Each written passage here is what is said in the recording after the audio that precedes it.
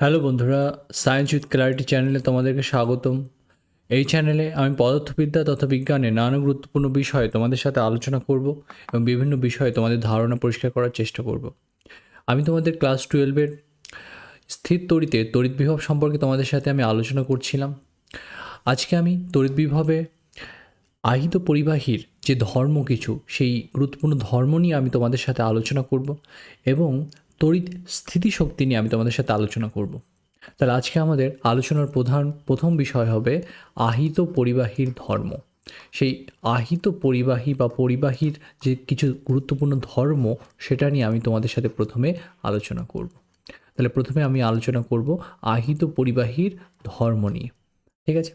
তাহলে পরিবাহী বলতে কী বোঝায় আমরা জানি, যেটা দিয়ে সহজে তড়িৎ প্রবাহিত হতে পারে সেই ধরনের পদার্থকে আমরা পরিবাহী হিসেবে বলি। তাহলে এই ধরনের পরিবাহীর যে ধর্ম কী, সেটা নিয়ে আমরা প্রথমে কথা বলি। আমরা তড়িৎ ক্ষেত্রে একটু জেনেছিলাম যে পরিবাহীর কিছু ধর্ম সম্পর্কে, যে এটা যদি একটা পরিবাহী হয়, পরিবাহীর ভেতরে যে আধান ঘনত্ব হয় সেটা 0 হয়। এটার ব্যাখ্যা হিসেবে আমি তখন বলেছিলাম, যদি পরিবাহীর ভেতরে যে বিভবের আলাদা পার্থক্য বজায় থাকে, তাহলে আধানগুলো প্রবাহিত হতে শুরু করে। পরিবাহীতে যদি বিভবের পার্থক্য থাকে, কোনো অঞ্চলে বিভব বেশি, কোনো অঞ্চলে বিভব কম, এরকমটা যদি কোথাও থাকে, ধরো এটা একটা পরিবাহীর কোথাও বিভব বেশি, কোথাও বিভব ধরো কম, তাহলে কি হবে? বেশি বিভবের অঞ্চল থেকে কম বিভবের অঞ্চলের দিকে কি হবে? তড়িৎ প্রবাহিত হবে। এটা আমরা জানি যে বেশি বিভবের অঞ্চল থেকে কম বিভবের অঞ্চলের দিকে তড়িৎ প্রবাহিত হয়। তাহলে পরিবাহীর অভ্যন্তরে যদি বিভবের পার্থক্য বজায় থাকতো, তাহলে পরিবাহীতে একটা অঞ্চল থেকে আর একটা অঞ্চলের দিকে তড়িৎ প্রবাহিত হতে শুরু করতো, এবং ততক্ষণ পর্যন্ত তড়িৎ প্রবাহিত হতো যতক্ষণ না পর্যন্ত দুটো বিন্দুর তড়িৎ বিভব সমান হয়, ততক্ষণ পর্যন্ত তড়িৎটা প্রবাহিত হতো। তাহলে তড়িৎ প্রবাহিত হয়ে কী হবে? পরিবাহীর সর্বত্র কি সমান করে দেবে? বিভব প্রত্যেকটা পয়েন্টে কি হয়ে যাবে? সমান হয়ে যাবে। তাহলে পরিবাহীর অভ্যন্তরে প্রত্যেকটা পয়েন্টে যদি বিভব সমান হয়ে যায়, আমরা কি পড়েছি যে তড়িৎ ক্ষেত্রের সাথে বিভবের কি সম্পর্ক আছে? E = -dV/dr। এই ডিভিটা কি বোঝাচ্ছে? একটু সামান্য দূরত্বে বিভবের পরিবর্তনকে বোঝাচ্ছে। তাহলে যদি প্রত্যেকটা পয়েন্টেরই বিভব সমান হয়ে যায়, তাহলে বিভবের এই পরিবর্তনটা কত হয়ে যাবে? 0 হয়ে যাবে। তাহলে যদি বিভবের পরিবর্তন 0 হয়ে যায়, তাহলে পরিবাহীর অভ্যন্তরে তড়িৎ ক্ষেত্র কী হয়ে যাবে? 0 হয়ে যাবে। তাই আমরা বলতে পারি যে আহিত পরিবাহীর অভ্যন্তরে তড়িৎ ক্ষেত্র 0, এবং আহিত পরিবাহীর যে পৃষ্ঠ, সেটা কি হিসেবে কাজ করবে? সমবিভব তল হিসেবে কাজ করবে, যার প্রতিটা পয়েন্টে বিভব কি হবে? সমান হবে। আর গাউসের সূত্র থেকে আমরা কি জানি যে E.ds কি হয় আমাদের? Q/ε0। আবার কিউটাকে আমরা লিখতে পারি ρ/dV। পুরো আয়তন জুড়ে কতটা আধান আছে সেটাকে আমরা এইভাবে লিখতে পারি, কিউটাকে আমরা এইভাবে লিখতে পারি। তাহলে এইভাবে যদি লিখি, তাহলে যদি এটা 0 হয়ে যায়, পরিবাহীর অভ্যন্তরে তড়িৎ ক্ষেত্রই যদি 0 হয়ে যায়, তাহলে আমরা বলবো যে আয়তন আধান ঘনত্ব কি পরিবাহীর অভ্যন্তরে? 0। তাই আমরা এই জিনিসগুলো সবসময় মনে রাখবো। এই রেজাল্টগুলো যেটা আমি এখানে বললাম, আমি ভালো করে লিখে দিচ্ছি, এই রেজাল্টগুলো আমাদের সবসময় মনে রাখতে হবে। খুবই খুবই গুরুত্বপূর্ণ এই রেজাল্টগুলো। আরও কিছু গুরুত্বপূর্ণ ধারণা পরিবাহীর সম্পর্কে আমি তোমাদের দেবো আজকে, সেগুলো আমাদের মনে রাখতে হবে। সেখান থেকে ডিরেক্ট কনসেপ্টের উপর যে কোয়েশ্চেনগুলো হয়, সেগুলো তোমরা ডিরেক্টলি করতে পারবে। তাহলে দেখো আমি কি বলছি তাহলে এখানে। তাহলে আমি বললাম যে এখানে দেখো, এই যে রেজাল্টগুলো আমি বললাম, সেই রেজাল্টগুলোকে আমি নোট আকারে তোমাদের এখানে লিখে দিচ্ছি। তাহলে ওকে, লিখে নাও আমার সাথে সাথে। তাহলে কী হবে? পরিবাহীর কী কী ধর্ম সম্পর্কে আমি বললাম, যে 1 নম্বর ধর্ম হিসেবে বললাম যে পরিবাহীর অভ্যন্তরে আয়তন আধান ঘনত্ব, পরিবাহীর অভ্যন্তরে আয়তন আধান ঘনত্ব সমান 0। পরিবাহীর অভ্যন্তরে আয়তন আধান ঘনত্ব = 0। পরিবাহীর অভ্যন্তরে আয়তন আধান ঘনত্ব ρ = 0। পরিবাহীর অভ্যন্তরে তড়িৎ ক্ষেত্র কত হবে? 0 হবে। তাহলে আমরা কি লিখতে পারি যে পরিবাহীর অভ্যন্তরে তড়িৎ ক্ষেত্র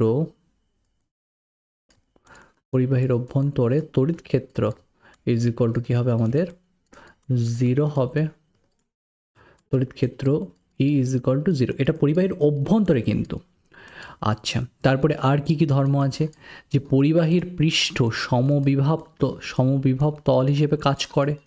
পরিবাহীর পৃষ্ঠ, আহিত পরিবাহীর পৃষ্ঠ সমবিভব তল হিসেবে কাজ করে। আহিত পরিবাহীর পৃষ্ঠ সমবিভব তল হিসেবে কাজ করে। ঠিক আছে, এটা আমাদের মনে রাখতে হবে এই রেজাল্টগুলো। ঠিক আছে, আর আধান কোথায় অবস্থান করে আমি বলেছিলাম, আধান হচ্ছে পরিবাহীর বাইরের পৃষ্ঠে অবস্থান করে। আধান পরিবাহীর বাইরে, কেন? কারণ ভেতরে আধান ঘনত্ব 0, তাহলে আধান কোথায় অবস্থান করবে? পরিবাহীর বাইরের পৃষ্ঠে। তাহলে কী লিখবো আমরা? আধান পরিবাহীর বাইরের পৃষ্ঠে অবস্থান করে। তাহলে আধান পরিবাহীর বাইরের পৃষ্ঠে অবস্থান করে। ঠিক আছে, আধান পরিবাহীর বাইরের পৃষ্ঠে অবস্থান করে। তাহলে এই রেজাল্টগুলো আমাদের এখানে মনে রাখতে হবে। ঠিক আছে, আরও কিছু গুরুত্বপূর্ণ রেজাল্ট আছে, আমি বলছি এক এক করে। দেখো এইবার আমি কি বলছি, ধরো এটা একটা গোলক, এটা একটা গোলক, সাপোজ এটা আমাদের একটা গোলক, এটা ধরো একটা গোলক। ঠিক আছে, এই গোলকটা একটা পরিবাহী গোলক। ধরো এই পরিবাহী গোলকে ধরো আমি কিউ আধান দিয়েছি, এই পরিবাহীর গোলকের ব্যাসার্ধ ধরো আর। তাহলে এই পরিবাহীর পৃষ্ঠে বিভব কত হবে? এই পৃষ্ঠে বিভবের রাশিমালা কী হবে? ভি ইজ ইকুয়াল টু কত হবে? কিউ বাই 4πε, আর এটা হবে পরিবাহীর পৃষ্ঠে বিভবের রাশিমালা। আমি যদি বলতাম যে এই পরিবাহী পৃষ্ঠটায় যে আধান ঘনত্ব কত, আর মানে পৃষ্ঠে তো আধান থাকে, ভেতরে আধান ঘনত্ব তো 0 হয়, কিন্তু পরিবাহীর পৃষ্ঠে তো আধান থাকে, সেই পৃষ্ঠে যে ক্ষেত্রীয় আধান ঘনত্ব সেটাকে যদি আমি সিগমা বলি, তাহলে সিগমা এখানে কত হবে? যে টোটাল কতটা আধান আছে বাইরের ক্ষেত্রফল, আর পরিবাহী পৃষ্ঠের ক্ষেত্রফল কত? 4πr²। তাহলে আমরা এইটা দিলে কি পাবো? যে ক্ষেত্রীয় আধান ঘনত্ব কত পরিবাহী পৃষ্ঠে সেটা আমরা পেয়ে যাব। তাহলে সেটা দিয়ে যদি আমি ভিকে লেখার চেষ্টা করি, তাহলে আমরা কি লিখতে পারি? যে কিউ বাই 4π, ওপর নিচে যদি আমি আর গুণ করে দিই, তাহলে নিচে r² পাবো, ওপরে আর পাবো, এরকমটা আমরা পাবো। তাহলে এই যে কিউ বাই 4πr², এটা মানে কি? সিগমা। তাহলে এটাকে আমরা লিখতে পারি সিগমা আর বাই এপসাইলন।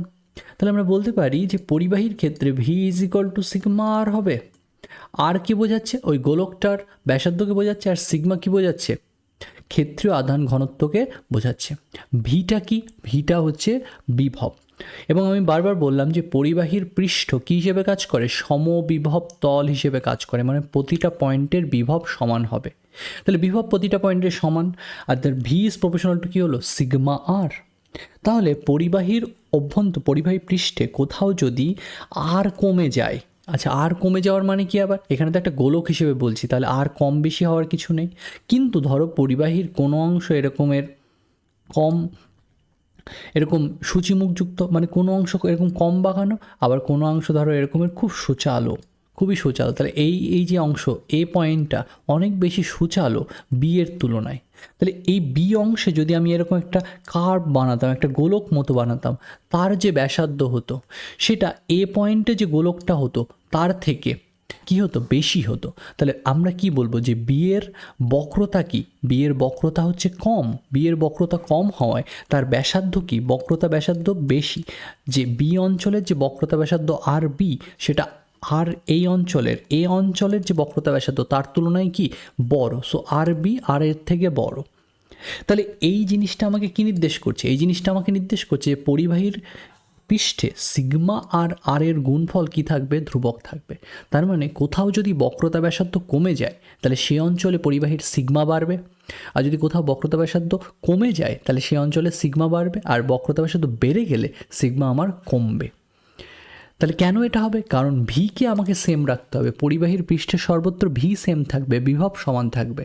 তাহলে যে অঞ্চলটা কম সুচালো সেই অংশের এই সিগমা আর আর এর গুণফল সেম রাখার জন্য যে অঞ্চলে আর বেশি সেই অঞ্চলের সিগমা কমে যাবে, আর যে অঞ্চলে আর কম সেই অঞ্চলের সিগমা বেশি হবে। যেহেতু যে বেশি সুচালো যে অঞ্চলগুলো সেই অঞ্চলের আর কম অনেক, তাই সেই অঞ্চলের সিগমা কী হয়?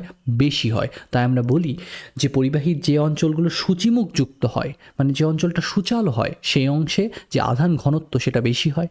মানে একক ক্ষেত্রফলে বেশি আধান থাকে, আর একক ক্ষেত্রফলে বেশি আধান থাকে মানে ওই অঞ্চলে আধান বেশি পরিমাণে জমা হয়। এইভাবে আমরা বলি যে সূচিমুখ যে অঞ্চলে থাকে সেই অঞ্চলে আধান বেশি জমা হয় পরিবাহীতে। তাহলে কেন হয় সেটার ব্যাখ্যা দেখো, এইভাবে আমি বোঝালাম যে ভি ইজ প্রপোর্শনাল টু কী হয়? সিগমা আর হয়। সেখান থেকে আমরা বলতে পারি যে ওই অঞ্চলে আধান ঘনত্ব কী হবে? বেশি হবে। রৈখিক আধান মানে ক্ষেত্রীয় আধান ঘনত্ব ওই অঞ্চলে বেশি হবে। তাহলে এই জিনিসটাকে যদি আমরা নোট ডাউন করে নিই, এবং এটা খুব ইম্পর্টেন্ট, এটার উপর পরীক্ষায় কোশ্চেন এসেছে, ঠিক আছে, ভালো করে আমাদের করবে এই আইডিয়াটাকে তোমরা পড়বে ভালো করে। তাহলে আমি এখানে লিখে দিচ্ছি ছোটো করে আইডিয়াটা। দেখো তাহলে আমি কি বললাম এখানে, যে পরিবাহীর ক্ষেত্রে কি হবে, এইভাবে আমি দুটো রিজিয়ন দেখাচ্ছি, একটা রিজিয়নের আমি দেখাচ্ছি বেশি সুচালো, আরেকটা রিজিয়ন দেখাচ্ছি আমি কম সুচালো, এইভাবে দেখাচ্ছি, মানে এটা ফ্ল্যাট বেশি। তাহলে এটাকে বলছি আমি এ, এটাকে বলছি বি, তাহলে বি অঞ্চলটা বেশি সুচালো। তাহলে আমি কি বললাম, পরিবাহীর ক্ষেত্রে ভি ইজ প্রপোর্শনাল টু কী হবে, সিগমা আর হবে, সিগমা আর। তাহলে যেহেতু যেহেতু এখানে আর এ মানে এই অঞ্চলের যে বক্রতা, আর এর বক্রতাটা কম আর আর বির বক্রতাটা অনেক বেশি, তাহলে বক্রতা যদি বেশি হয় তাহলে সেই অঞ্চলের বক্রতা ব্যাসার্ধ কী হয়ে যায়, যে অঞ্চলের বক্রতা কম সেই অঞ্চলের বক্রতা ব্যাসার্ধ কী হয়, বেশি হয়। তাহলে আর এ এখানে কি বলবো, আর এ আর বির থেকে বড়। আর এ যদি বড় হয়, রেডিয়াস অফ কার্ভেচার বা বক্রতা ব্যাসার্ধ যদি বড় হয়ে যায়, তাহলে সিগমা কি হয়ে যাবে, কমে যাবে। তাই এখানে ব্যস্ত সম্পর্ক, তাহলে সিগমা এর থেকে সিগমা বিতে আমার কি হবে, আধান ঘনত্ব কি হবে, বেশি হবে, ক্ষেত্রীয় আধান ঘনত্ব বেশি হবে। অর্থাৎ বি যে সূচিমুখে বেশি আধান জমা হবে, যে অঞ্চলটা সূচালো হবে সেই অঞ্চলে আধান বেশি জমা হবে পরিবাহীতে। ঠিক আছে, আশা করি বোঝাতে পেরেছি আমি ব্যাপারটা। ঠিক আছে, ওকে। তাহলে কি বুঝলাম, যে অঞ্চলটা বেশি ফ্ল্যাট হবে সেই অঞ্চলে যদি তুমি একটা গোলক নাও তার ব্যাসার্ধটা বড় হবে, আর যেগুলো সূচালো সেই অঞ্চলের যে ব্যাসার্ধ সেটা কি হবে, অনেক কম হবে। তাই সেই অঞ্চলে আধান বেশি পরিমাণে জমবে, আধান বেশি জমা হবে, ওখানে আধান ঘনত্ব বেশি হবে, ওই পয়েন্ট ক্ষেত্রীয় আধান ঘনত্বের কথা বলছি। তাহলে এরকম একটা রিলেশন আমরা এখানে পেলাম। আচ্ছা, এবার বিভব পার্থক্য মানে আমি কি বলেছিলাম, বিভব পার্থক্য মানে আমি বলেছিলাম যে একটা বিন্দু থেকে আরেকটা বিন্দুতে একক ধনাত্মক আধানকে নিয়ে যেতে যে কৃতকার্য করতে হয় সেটাকে বলে বিন্দু দুটোর বিভব পার্থক্য। ধরো এ বি, তাহলে এ থেকে বিতে একক ধনাত্মক আধানকে নিতে গেলে যে কৃতকার্য করতে হবে সেটাই হবে ওই দুই বিন্দুর মধ্যে বিভব পার্থক্য। কিন্তু তুমি তো বলছো যে পরিবাহীর পৃষ্ঠ কী হিসেবে কাজ করে, সমবিভব তল হিসেবে কাজ করে। যদি পরিবাহীর পৃষ্ঠ সমবিভব তল হিসেবে কাজ করে তাহলে একক ধনাত্মক আধানকে পরিবাহীর একটা বিন্দু থেকে আরেকটা বিন্দুতে নিতে, পরিবাহী পৃষ্ঠের একটা বিন্দু থেকে আরেকটা বিন্দুতে নিতে কৃতকার্য কত হবে, তোমার কৃতকার্য তো করতেই হবে না, কারণ বিন্দু দুটোর মধ্যে তো কোনো বিভব পার্থক্য নেই। তাহলে পরিবাহীর পৃষ্ঠে কি বলছি আমরা, প্রত্যেকটা পয়েন্টে বিভব সমান। তাহলে প্রত্যেকটা পয়েন্টে যদি বিভব সমান হয় তাহলে আমরা বলতে পারি ভি আর বি সমান পরিবাহীর ক্ষেত্রে। তাহলে যদি পরিবাহীর পৃষ্ঠে বিভব পার্থক্যই না থাকে, বিভব পার্থক্য যদি জিরো হয়, তাহলে একক ধনাত্মক আধানকে পরিবাহীর পৃষ্ঠে একটা পয়েন্ট থেকে আরেকটা পয়েন্টে নিতে তোমাকে কত কৃতকার্য করতে হবে, তোমাকে তো কৃতকার্যই করতে হবে না, কৃতকার্য কী হবে, জিরো হবে।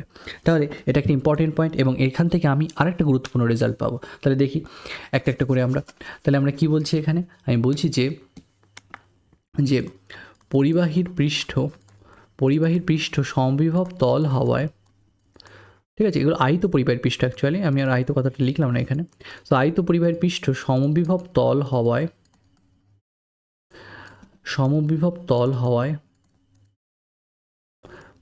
হওয়ায় একক ধনাত্মক আধানকে,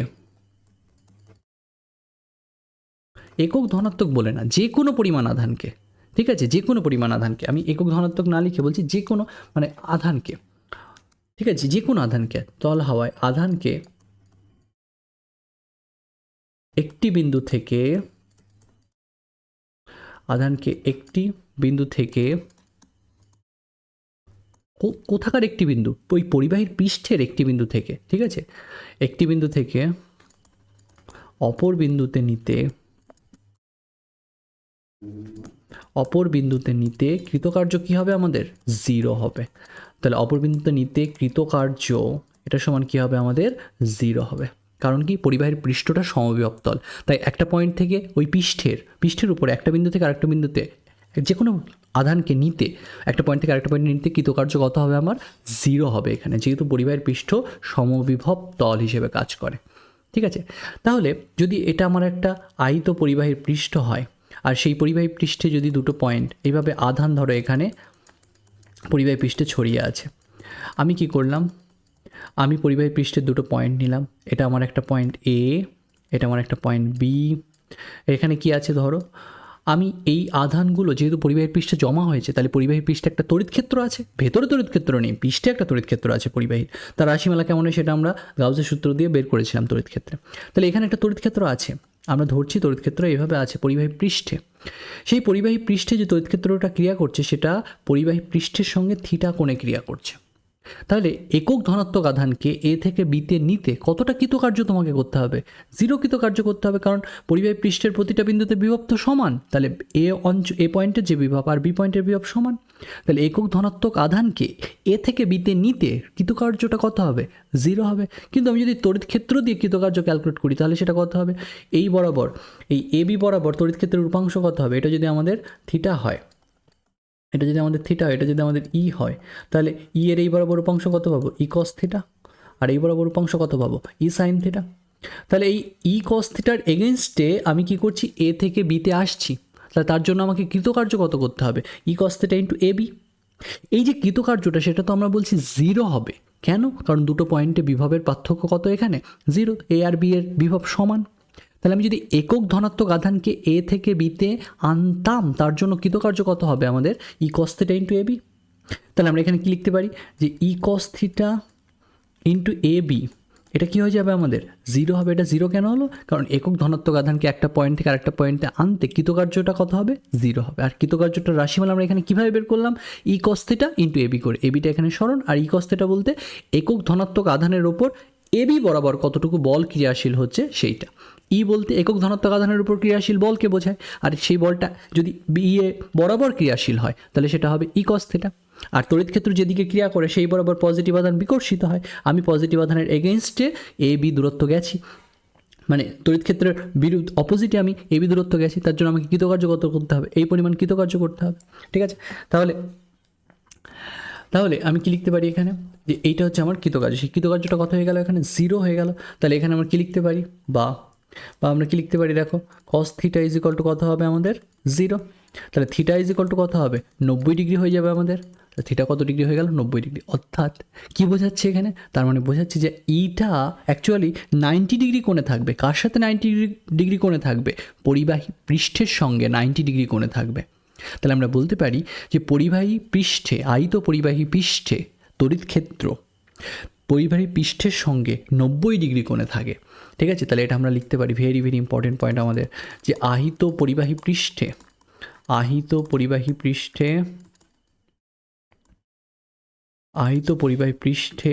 তড়িৎ ক্ষেত্র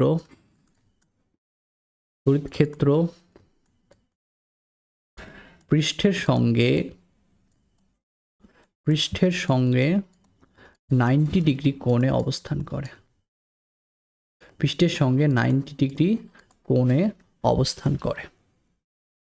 ভেরি ভেরি ইম্পর্টেন্ট, যে আহিত পরিবাহীর পৃষ্ঠে তড়িৎ ক্ষেত্র পরিবাহী পৃষ্ঠের সঙ্গে 90 ডিগ্রি কোণে অবস্থান করে। তাই আমরা কি লিখেছিলাম যখন আমরা গাউসের সূত্র দিয়ে তড়িৎ ক্ষেত্র বের করেছিলাম? E vector is equal two কি লিখেছিলাম?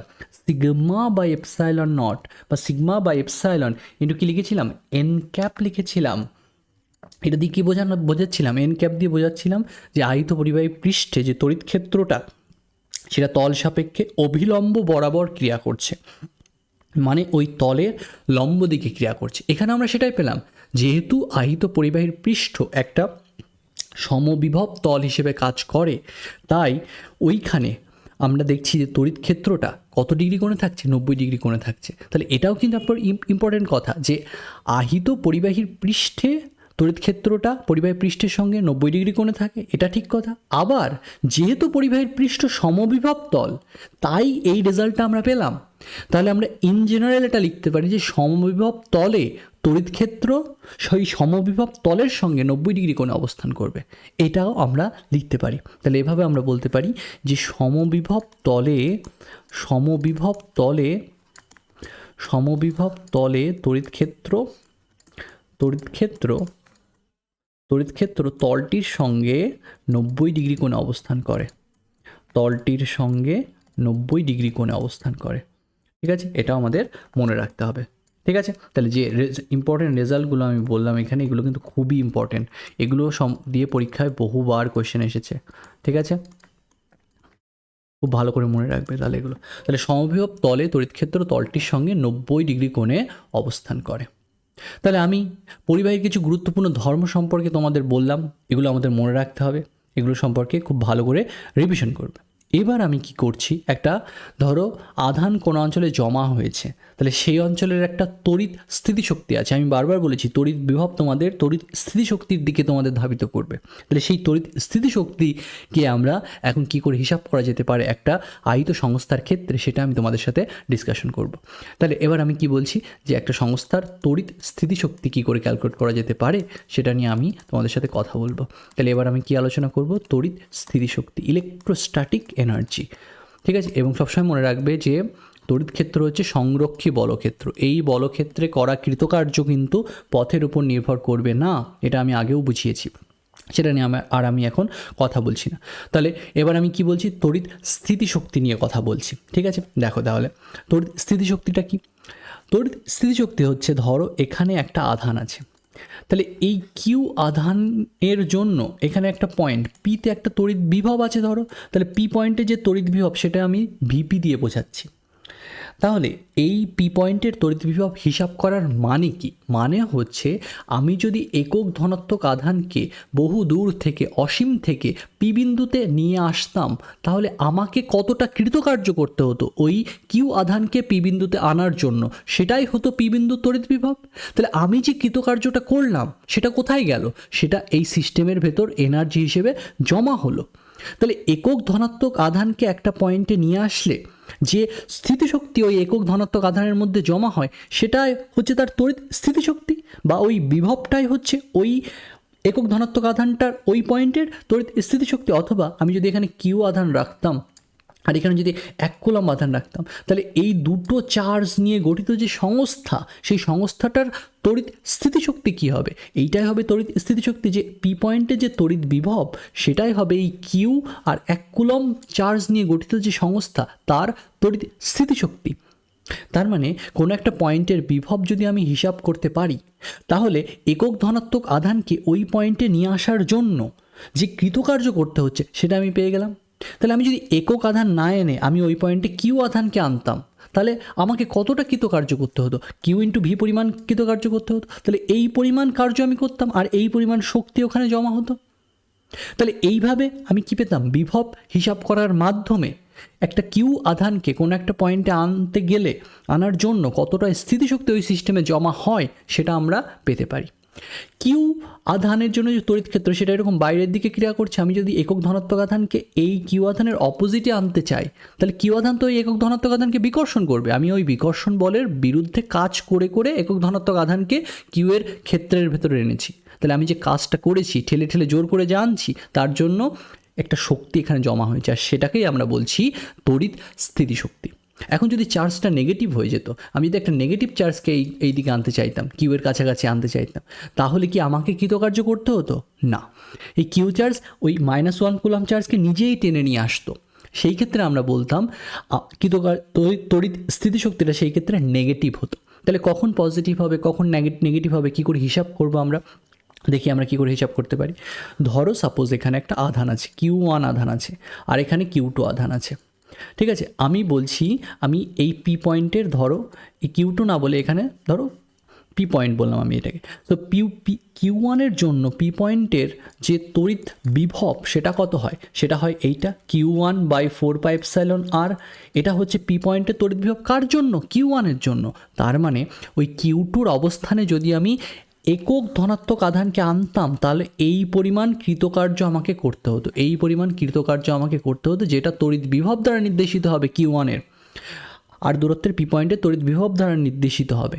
তাহলে আমি যদি একক ধনাত্মক আধান না এনে ওই পয়েন্টে Q2 আধানকে আনতাম, তার জন্য আমাকে কতটা কৃতকার্য করতে হতো আর কতটাই বা শক্তি জমা হতো, সেটা হতো আমাদের এইটা যে Q1 Q2 বাই কী হতো 4πε/r, এই পরিমাণ শক্তি তাহলে আমাদের জমা হতো। তাহলে এই যে রাশিমালাটা লিখলাম এটা আসলে কি, এই যে শক্তিটা জমা হয়েছে এই সিস্টেমটার, সেই জমা শক্তির রাশিমালা, বা এটাই হচ্ছে এই দুটো আধানের জন্য, এই Q1 আর Q2 আধানের জন্য ওই পয়েন্ট, এই দুটো আধান দিয়ে গঠিত যে সংস্থা, সেই সংস্থাটার তড়িৎ স্থিতিশক্তির রাশিমালা। তাহলে এটা হচ্ছে Q1 Q2 দিয়ে গঠিত যে সংস্থা তার তড়িৎ স্থিতিশক্তির রাশিমালা। তাহলে আমি আশা করি এটা বোঝাতে পেরেছি যে দুটো বিন্দু আধান যদি কিছুটা ক্ষুদ্র দূরত্বে থাকে তাহলে তাদের তড়িৎ স্থিতিশক্তি কী করে ক্যালকুলেট করা যায়, কীভাবে ক্যালকুলেট করতে হবে, খুবই ইজি। দুটো বিন্দু আধান দিয়ে যদি গঠিত সংস্থা হয় তার তড়িৎ স্থিতিশক্তির মান কী হবে, Q1 Q2/4πε0। এটাই হবে দুটো বিন্দু আধান দিয়ে গঠিত যে সংস্থা তাদের তড়িৎ স্থিতিশক্তি। এখন একটা আধান যদি পজিটিভ হয়, একটা আধান যদি নেগেটিভ হয়, তাহলে এক্ষেত্রে দুটোই পজিটিভ হয় বা দুটোই নেগেটিভ হয়, তাহলে একজন আরেকজনকে বিকর্ষণ করবে। তোমাকে ওই দুটো চার্জকে কাছাকাছি আনার জন্য তোমাকে জোর করে তাদেরকে আনতে হবে, মানে তোমাকে ওই চার্জগুলোর উপর কার্য করতে হবে, তার ফলে ওই চার্জগুলো কাছাকাছি আসবে। তার মানে সেই অবস্থায় তড়িৎ স্থিতিশক্তি আমরা বলি পজিটিভ। আর একটা চার্জ যদি পজিটিভ হয়, একটা চার্জ যদি নেগেটিভ হয়, তাহলে সেই ক্ষেত্রে তড়িৎ স্থিতিশক্তি কী হবে, তড়িৎ স্থিতিশক্তি সেই ক্ষেত্রে হবে যে একজন পজিটিভ আরেকজন কী হচ্ছে নেগেটিভ।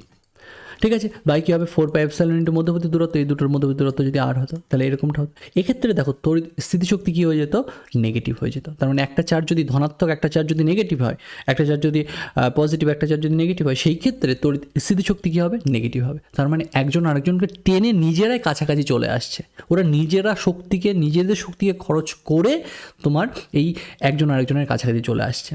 তাহলে সেই ক্ষেত্রে স্থিতিশক্তি বলি আমরা নেগেটিভ, ওখানে জমা হচ্ছে না স্থিতিশক্তি, ওরা নিজেরাই নিজেদের স্থিতিশক্তিকে নষ্ট করছে, সেক্ষেত্রে আমরা বলি স্থিতিশক্তি নেগেটিভ। তার মানে স্থিতিশক্তি পজিটিভ হওয়া মানে কি, যে দুটো চার্জ যখন সমধর্মী হয় সেক্ষেত্রে স্থিতিশক্তি আমরা বলি পজিটিভ। ঠিক আছে, বিভব লেখার ক্ষেত্রে কিন্তু আমরা চিহ্ন সহ লিখি। আমি বলেছিলাম ইলেকট্রিক ফিল্ড লেখার সময় অন্যভাবে লিখতে বলেছিলাম, যাই হোক। তাহলে তড়িৎ বিভব লেখার সময় কিন্তু আমরা আধানের যে, যদি আধান নেগেটিভ হয় তার নেগেটিভ সাইন বসিয়ে কিন্তু তোমাকে লিখতে হবে। ঠিক আছে, নেগেটিভ সাইন বসিয়ে কিন্তু লিখতে হবে। ওকে, ঠিক আছে। তাহলে এইভাবে আমরা তড়িৎ বিভব হিসাব করার মাধ্যমে তড়িৎ স্থিতিশক্তির দিকে যেতে পারি।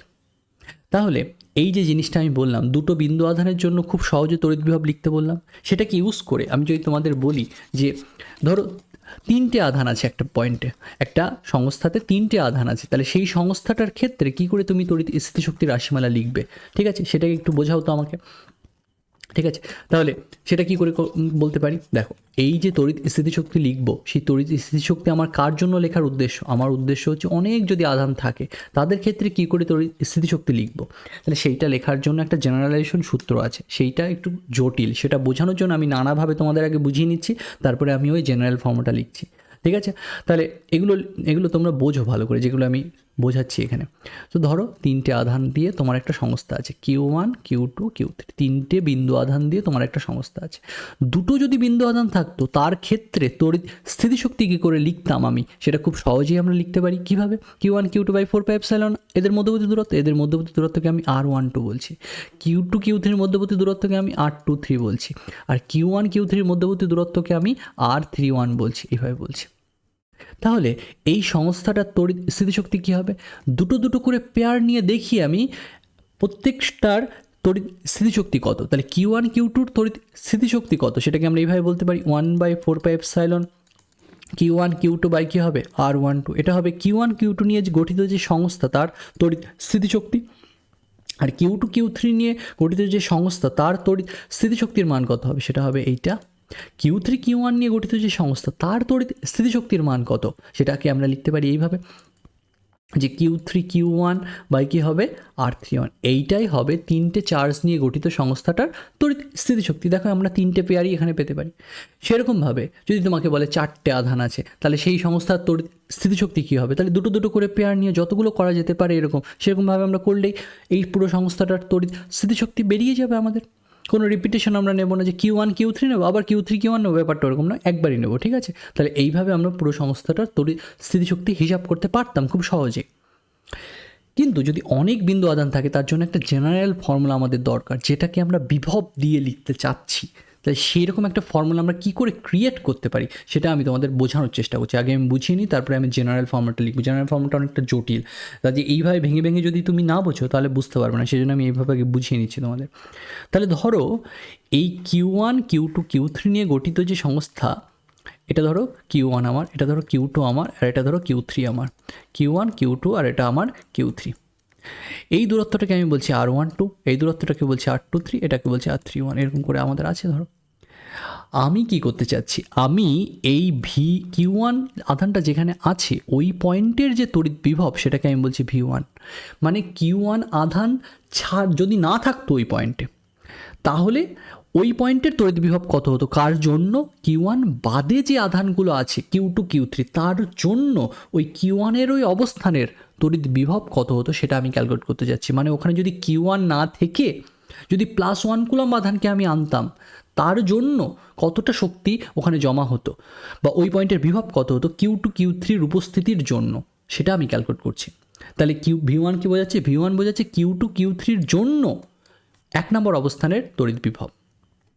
আচ্ছা, ভি টু কী বোঝাবো আমি, ভি টু বোঝাবো 2 নম্বর কিউ টু ওই অবস্থানটায় কিউ ওয়ান কিউ থ্রির জন্য কতটা তড়িৎ বিভব সেইটাকে বোঝাবো।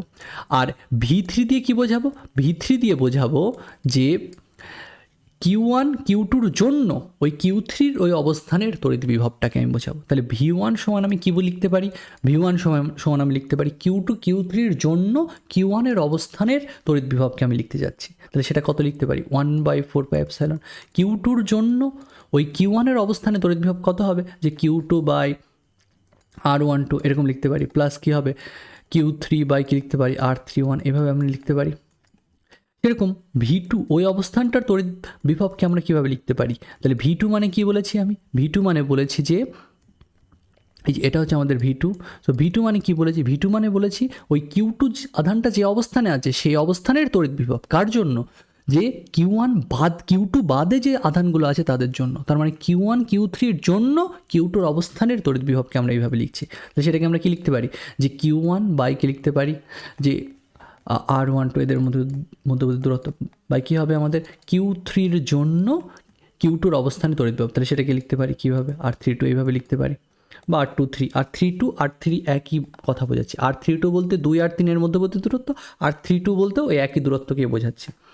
ঠিক আছে, তাহলে এখানে R23 আর R32 একই কথা।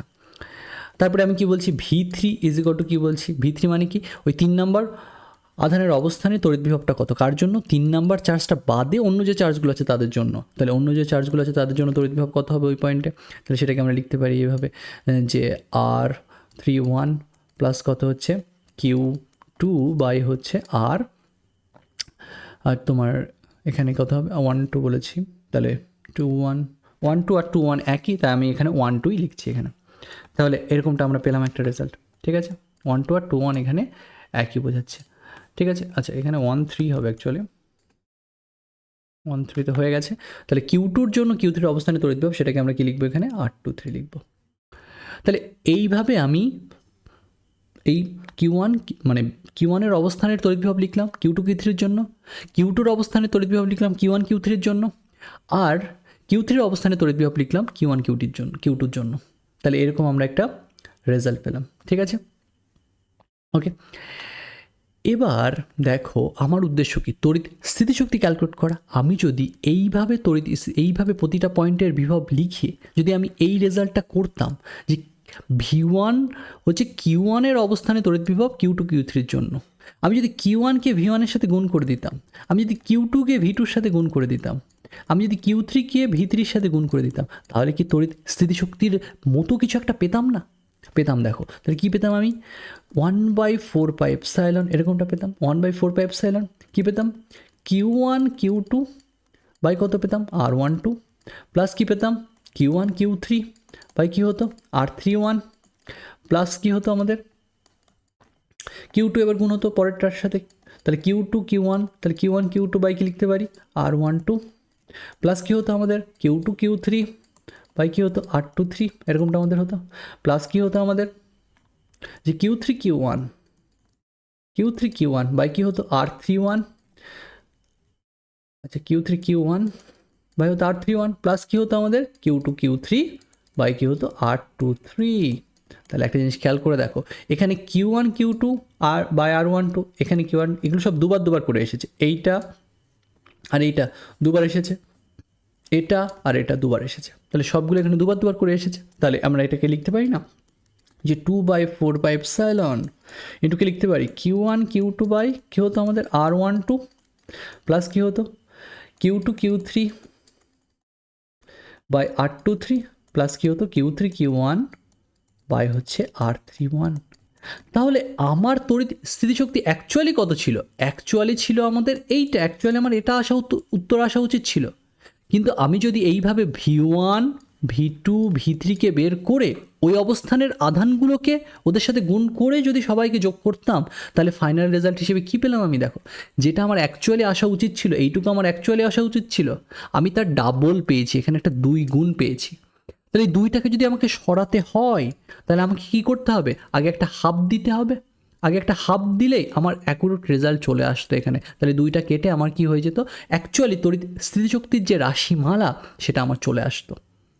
তাহলে তুমি আমাকে বলতে পারো যে এত জটিল করার কি দরকার? আমি তো এইভাবে দুটো দুটো করে পেয়ার নিয়ে তড়িৎ স্থিতিশক্তি ক্যালকুলেট করতে পারতাম, যেটা আমি ইজিলি করতে পেরেছি। হ্যাঁ, এটা সম্ভব দুটো দুটো করে নিয়ে করা। কখন? যখন আধান অনেক কম আছে। কিন্তু আধান যদি অনেক বেশি পরিমাণে থাকে, তাহলে সেই অবস্থার তড়িৎ স্থিতিশক্তি এইভাবে দুটো দুটো করে পেয়ার নিয়ে বের করাটা আমাদের অসুবিধার। আমরা একটা জেনারেল আইডিয়াতে যেতে চাচ্ছি। সেই জেনারেল আইডিয়া হিসেবে আমরা কি পেলাম? যে প্রত্যেকটা অবস্থানে আমরা তড়িৎ বিভব ক্যালকুলেট করব। ওই অবস্থানের আধানটা ছাড়া বাকি যে আধানগুলো আছে তাদের জন্য ওই পয়েন্টের তড়িৎ বিভব কত সেটা আমরা ক্যালকুলেট করব। এইভাবে যতগুলো অবস্থান আমরা পাবো, প্রত্যেকটা অবস্থানের ওই আধানটা ছাড়া বাকি যে আধানগুলো আছে তাদের জন্য ওই পয়েন্টে তড়িৎ বিভব কত হয় সেইগুলোকে আমরা ক্যালকুলেট করব। করে ওই বিভবগুলোর সাথে ওই অবস্থানের আধানগুলোকে আমরা কি করব? গুণ করব। গুণ করে এই রেজাল্টগুলোকে কি করব? আমরা যোগ করব। ঠিক আছে? তাহলে এইটার আগে একটা আমরা হাফ বসিয়ে দেবো। এই যে রেজাল্টটা হবে সেটাই হবে আমার তড়িৎ স্থিতিশক্তি। কার জন্য? এটা একটা বিচ্ছিন্ন সংস্থার জন্য তড়িৎ স্থিতিশক্তির রাশিমালা হবে। তাহলে এইরকম একটা দেখো জেনারেল আইডিয়া আমরা তৈরি করলাম। এই আইডিয়াটাকে ইউজ করে আমি এবার ফাইনাল রেজাল্ট আমার লিখবো যে এইভাবে কি করে আমার একটা সংস্থার ক্ষেত্রে তড়িৎ স্থিতিশক্তির রাশিমালা লেখা যায়। এটা আমি বোঝালাম তোমাদের। এবার আমি আমার থিওরিটাকে লিখি। ঠিক আছে? এবার দেখো সহজেই বোঝা যাবে যদি আমার এই 3টে চার্জ দিয়ে যে সংস্থা, যে উদাহরণটা আমি দিলাম, এটা যদি তোমরা বুঝতে পারো, তাহলে অনেক আধান দিয়ে যে গঠিত যে সংস্থা তার জন্য তোমরা বুঝতে পারবে। তাহলে সেটাই আমি এখন তোমাদের বলতে চাইছি। তাহলে কি হবে আমাদের? দেখো এবার তাহলে আমি কি বলতে চাইছি এখানে দেখো। তাহলে দেখো এখানে, তাহলে আমি একটা বিচ্ছিন্ন সংস্থার ক্ষেত্রে আধান যেখানে ছাড়া ছাড়া হয়ে আছে সেই বিচ্ছিন্ন সংস্থার ক্ষেত্রে তড়িৎ স্থিতিশক্তির রাশিমালাটাকে লিখতে চাচ্ছি প্রথমে। তারপরে আমি নিরবিচ্ছিন্ন সংস্থার ক্ষেত্রে কী করে তড়িৎ স্থিতিশক্তি লেখা যায় এইটাকে ইউজ করে লিখব। তাই এটা আমার আগে বোঝা উচিত যে বিচ্ছিন্ন সংস্থার ক্ষেত্রে তড়িৎ স্থিতিশক্তি আমি লিখতে চাচ্ছি প্রথমে। বিচ্ছিন্ন সংস্থার ক্ষেত্রে তড়িৎ স্থিতিশক্তি আমি লিখতে চাচ্ছি। বিচ্ছিন্ন সংস্থার ক্ষেত্রে তড়িৎ স্থিতিশক্তি আমি লিখতে চাচ্ছি। তাহলে বিচ্ছিন্ন সংস্থার ক্ষেত্রে তড়িৎ স্থিতিশক্তি কেমন হতে পারে সেটাকে আমি লিখছি প্রথমে। তাহলে বিচ্ছিন্ন সংস্থার ক্ষেত্রে তড়িৎ স্থিতিশক্তির রাশিমালাটা কেমন হতে পারে দেখো। তাহলে বিচ্ছিন্ন সংস্থার ক্ষেত্রে তড়িৎ স্থিতিশক্তি, তাহলে এখানে আধান ছাড়া ছাড়াভাবে এইভাবে ছড়িয়ে ছিটিয়ে আছে। এই বিভিন্ন পয়েন্টে বিভিন্ন আধান আছে, এগুলোকে বিন্দু আধান বলছি। এভাবে বিভিন্ন পয়েন্টে এরা এরকম আছে। তাহলে কোনো একটা পয়েন্ট, সেটাকে আমি বলছি কিউআই। ধরো কিউআই আধান, এটা আইতম পজিশন। সেই আইতম পজিশন যে বিন্দু আধানটাকে আছে সেটাকে আমি বলছি কিউআই। ও সাপেক্ষে এই আইতম অবস্থানে যে কিউআই আধান আছে তার অবস্থান ভেক্টরকে আমি বলছি আর আই। এবার আমি কি বলছি? আমি বলছি ধরো একটা আধান, সেটা হচ্ছে যেতম অবস্থান। ওই যেতম অবস্থানে ওই আধানটা ছাড়া বাকি যে আধানগুলো আছে তাদের জন্য ওই পয়েন্টে যে তড়িৎ বিভব সেটাকে আমি বলছি ভিজে। তা ভিজে বলতে কি বোঝাচ্ছি? ভিজে বলতে বোঝাচ্ছি যেতম আধানের অবস্থানের তড়িৎ বিভব। তাহলে যেতম আধানের যে অবস্থানের ওই আধান ব্যতীত অন্য আধানগুলির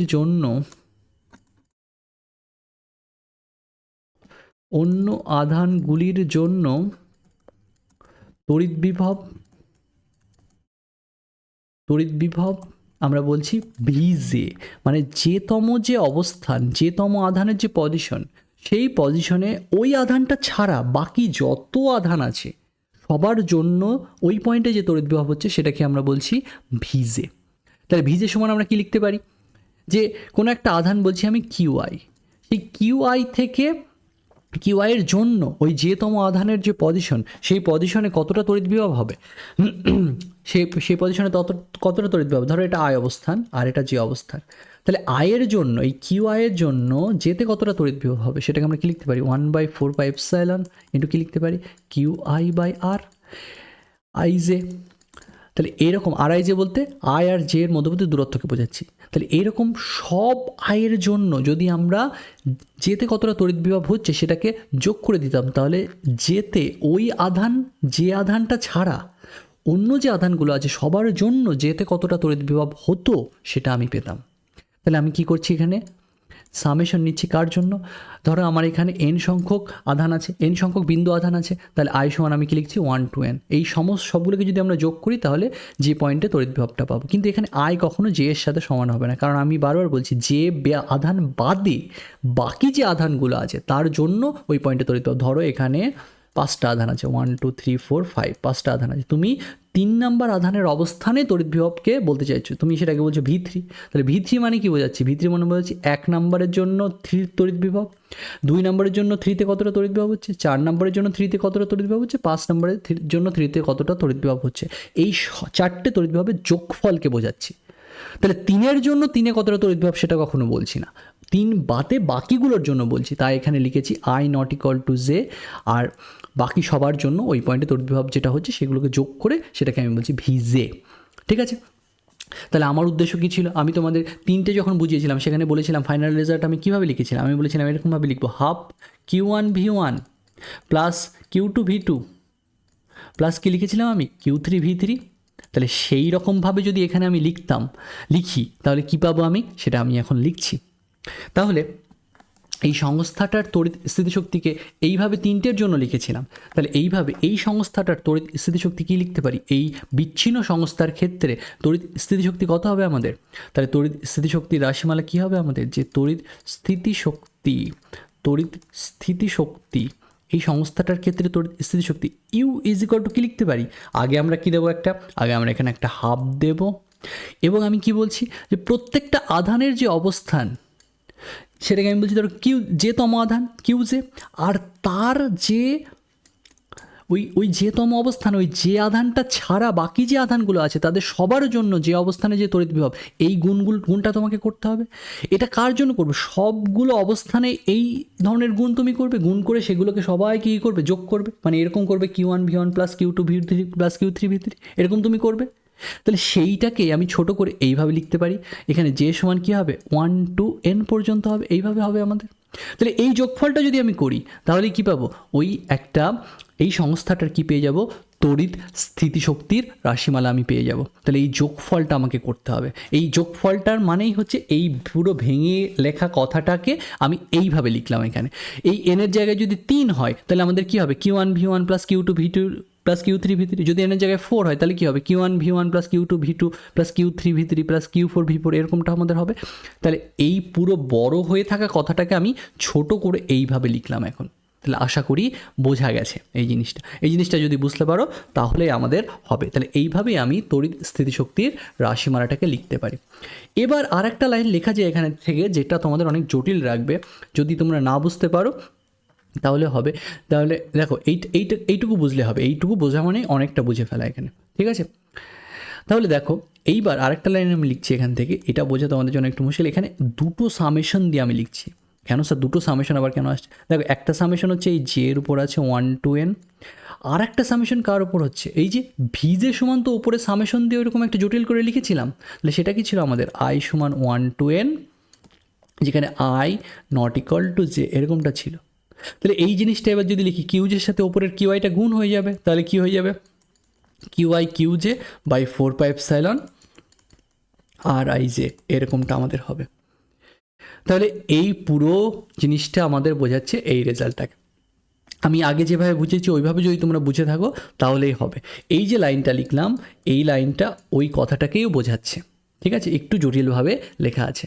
এখানে বলছে যে তুমি সবগুলো পেয়ার নাও, তুমি Q1 Q2, এই যে লাইনটা, এই লাইনটার মানে হচ্ছে ধরো 3টে আধান আছে তোমার, আমি কি বললাম, এই সংস্থাটা তড়িৎ স্থিতিশক্তি ক্যালকুলেট করতে গেলে কী করতে হবে, 1/4πε কি নিতে হবে তোমাকে, Q1 Q2 তাদের মধ্যবর্তী দূরত্ব R12 প্লাস কী হবে Q2 Q3 বাই তাদের মধ্যবর্তী দূরত্ব R23 প্লাস কী হবে Q3 Q1 তাদের মধ্যবর্তী দূরত্ব কী হবে R31, এরকমটা আমাদের হবে। আর এই রেজাল্টটা এটাই হচ্ছে তড়িৎ স্থিতিশক্তির রাশিমালা, দুটো দুটো করে নিয়েছি দেখো। আর এই রাশিমালায় বলছে সব দিক থেকে তুমি পেয়ারটাকে নাও, দিয়ে তার আগে একটা 2 লিখে দাও। তার মানে বলছে অ্যাকচুয়ালি যে এইভাবে লেখো 1/4πε Q1 Q2 বাই R12, একবার লিখলে তুমি। আবার বলছে উল্টো দিক থেকেও লেখো, যে Q2 Q1 লেখো বাই লেখো R12। তাহলে দেখ একই জিনিস দুবার লিখলাম, তার জন্যই তো আগে একটা আমি হাফ দিয়েছিলাম। এইভাবে লিখতে বলছে যে Q2 Q3 বাই কি হচ্ছে R23 plus Q3 Q2 by কি হচ্ছে R23 এরকম। মানে একবার Q2 Q3 লেখো, তারপরে তাকে উল্টো করে লেখো, এইভাবে লেখো, তাহলে তো ডাবল লিখলে তুমি। তার জন্য আমি আগে একটা কী দিয়েছি, হাফ দিয়েছি। তাহলে তুমি বলতে পারো যে স্যার এটা পাগলের মধ্যে এরকম দুবার দুবার করে লেখার কি মানে। অ্যাকচুয়ালি এইটা আমাদের টার্গেট নয়, আমাদের বোঝা টার্গেট ছিল এই জায়গাটা এইটা আমাদের কাজে লাগবে খুব, ঠিক আছে। যাই হোক, তাহলে আশা করি আমি বোঝাতে পেরেছি। তাহলে ওপরে বক্স করে লেখা জিনিসটাকে নিজের মতো করেও লেখা যায়, ওই বক্স করে লেখার গুরুত্বটা আমার এখানে বেশি, ঠিক আছে। কেন বেশি দেখো, আমার বুঝতে পারবে এখানে, সব দিক থেকেই বুঝতে হবে, ঠিক আছে, কি বলতে চেয়েছে অ্যাকচুয়ালি। তাহলে এইভাবে আমরা এটাকে লিখতে পারি। তাহলে তড়িৎ স্থিতিশক্তির রাশিমালা আমাদের এরকমটা হবে, হাফ সামেশন এরকম কিউজে ভিজে হবে। তাহলে এটা কার জন্য তড়িৎ স্থিতিশক্তির রাশিমালা লিখলাম এভাবে, আমরা একটা বিচ্ছিন্ন সংস্থার ক্ষেত্রে তড়িৎ স্থিতিশক্তির রাশিমালা লিখেছি। কিন্তু আমাদের যদি সংস্থাটা বিচ্ছিন্ন না হয়ে নিরবিচ্ছিন্ন হতো, আধানগুলো যদি খুব ক্লোজলি টাইট হয়ে থাকতো, তাহলে সেই ক্ষেত্রে আমরা কি করে লিখতাম তড়িৎ স্থিতিশক্তির রাশিমালা, সেটা আমি তোমাদের এখন বোঝাতে চাইছি। তাহলে এবার আমি কার জন্য লিখছি, যে নিরবিচ্ছিন্ন সংস্থার ক্ষেত্রে তড়িৎ স্থিতিশক্তির রাশিমালা কেমন হতে পারে সেটাকে আমি লিখছি, যে নিরবিচ্ছিন্ন সংস্থার ক্ষেত্রে তড়িৎ স্থিতিশক্তি, নিরবিচ্ছিন্ন সংস্থার ক্ষেত্রে তড়িৎ স্থিতিশক্তি কেমন হতে পারে সেটাকে আমি এখন লিখব। তড়িৎ স্থিতিশক্তি, ঠিক আছে, সেটাকে আমি এখন লিখব। দেখো, নিরবিচ্ছিন্ন সংস্থার ক্ষেত্রে তড়িৎ স্থিতিশক্তি লিখব। তাহলে এটার রাশিমালাটা কেমন হবে দেখো, একটা জিনিস খেয়াল করে, যে এই যে রেজাল্টটা আমি পেয়েছি সেটাকে ব্যবহার করেই কিন্তু নিরবিচ্ছিন্ন সংস্থার ক্ষেত্রে তড়িৎ স্থিতিশক্তিকে লেখা যায়। কীভাবে স্যার দেখো, কীভাবে লেখা যায়। ধরো এখানে আধান নিরবিচ্ছিন্নভাবে বণ্টিত হয়ে আছে, একটা অল্প জায়গায় যে আধান আছে সেটাকে আমি বলছি ডিকিউ, এই অংশে যে আধানটা আছে সেটাকে আমি বলছি ধরো ডিকিউ। এবার ও সাপেক্ষে, ও মূলবিন্দু সাপেক্ষে এইটার যে অবস্থান ভেক্টর সেটা ধরো আর ভেক্টর আমি বলছি। তাহলে এই যে আর ভেক্টরের যে অবস্থান, সেখানে একটা তড়িৎ বিভব আছে, সেটাকে আমি বলছি ধরো VR।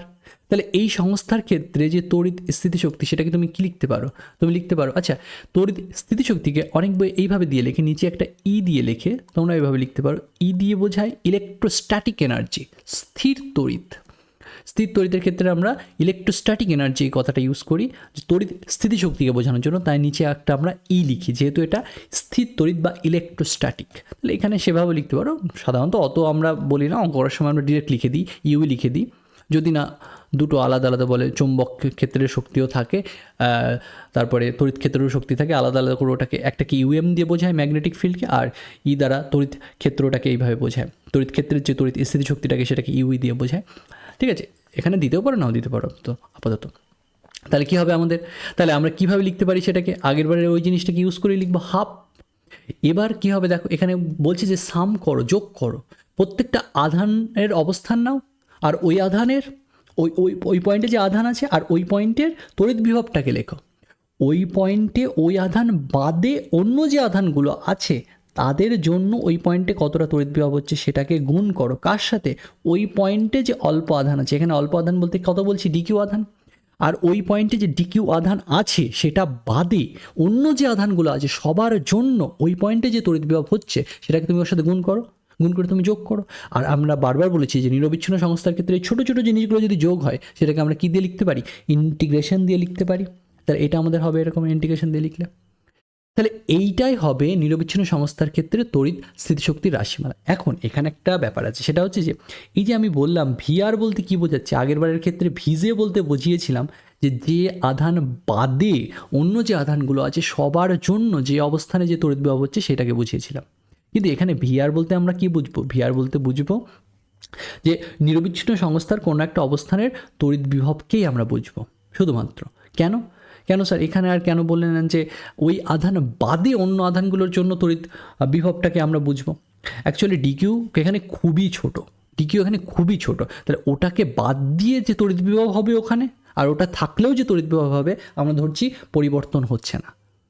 তাই আমরা ধরবো যে এখানে আর অবস্থানে তড়িৎ বিভব মানে পুরো সংস্থাটার জন্য ওই পয়েন্টে কতটা তড়িৎ বিভব ডিরেক্টলি আমরা লিখে দেবো এখানে। ঠিক আছে, আমরা এইভাবে বলবো না যে ডিকিউ বাদে বাকি যে আধানগুলো আছে তাদের জন্য ওই অবস্থানে কতটা তড়িৎ বিভব হচ্ছে, এইভাবে বলবো না, আমরা ডিরেক্টলি বলবো যে ওই অবস্থানের টোটাল তড়িৎ বিভবটাকে আমরা বোঝাচ্ছি ভিআর দ্বারা। তাহলে এই ফর্মুলাটা যদি আমরা ইউজ করি তাহলে একটা সংস্থার ক্ষেত্রে আমরা কি পেতে পারি? তড়িৎ বিভবের রাশিমালা, তড়িৎ স্থিতিশক্তির রাশিমালা পেতে পারি। কার ক্ষেত্রে? নিরবিচ্ছিন্ন সংস্থার ক্ষেত্রে। নিরবিচ্ছিন্ন সংস্থার ক্ষেত্রে তড়িৎ স্থিতিশক্তির রাশিমালা আমরা পেতে পারি। কিন্তু এই ডিকিউটা কেমন হতে পারে? আমার যদি আধান রৈখিকভাবে বণ্টিত হয়ে থাকে, আমার যদি আধান ক্ষেত্র জুড়ে বণ্টিত হয়ে থাকে, আমার যদি আধান আয়তন জুড়ে বণ্টিত হয়ে থাকে, প্রত্যেক ক্ষেত্রে আমরা ডিকিউকে নানাভাবে লিখেছি, তড়িৎ ক্ষেত্র থেকে আমরা এই জিনিস পড়ে আসছি। যদি আধান রৈখিকভাবে বণ্টিত হয়ে থাকে সেই ক্ষেত্রে ডিকিউকে আমরা কী লিখতাম? সেই ক্ষেত্রে ডিকিউকে আমরা লিখতাম ল্যামডা ডিএল, এইভাবে লিখতাম। যে ল্যামডা বলতে এখানে আধানের রৈখিক আধান ঘনত্বকে বোঝাচ্ছি। তাহলে এই লাইন বরাবর যদি আমরা ইন্টিগ্রেশন করতাম তাহলে এই সংস্থাটার তড়িৎ স্থিতিশক্তি পাবো। আবার যদি আধান ক্ষেত্র জুড়ে বণ্টিত হয়ে থাকে সেই ক্ষেত্রে আমরা কীভাবে লিখতে পারতাম? এটাকে এইভাবে লিখতে পারতাম। আবার আধান যদি আয়তন জুড়ে বণ্টিত হয়ে থাকে সেক্ষেত্রে আমরা কীভাবে লিখতে পারতাম? যে হাফ আয়তন জুড়ে বণ্টিত হয়ে থাকলে এভাবে লিখতে পারতাম। এখানে ভি আর দিয়ে আমরা বিভবটাকে বোঝাচ্ছি, আর বড় হাতের ভি দিয়ে বোঝাচ্ছি যে আয়তন জুড়ে আমি এই ইন্টিগ্রেশনটা করছি। তাহলে সেটাকে আমি এভাবে লিখতে, ডিভি দ্বারা এখানে অল্প আয়তনকে বোঝানো হচ্ছে, রো বলতে এখানে আয়তন আধান ঘনত্বকে বোঝাচ্ছে, সিগমা দিয়ে ক্ষেত্রীয় আধান ঘনত্ব।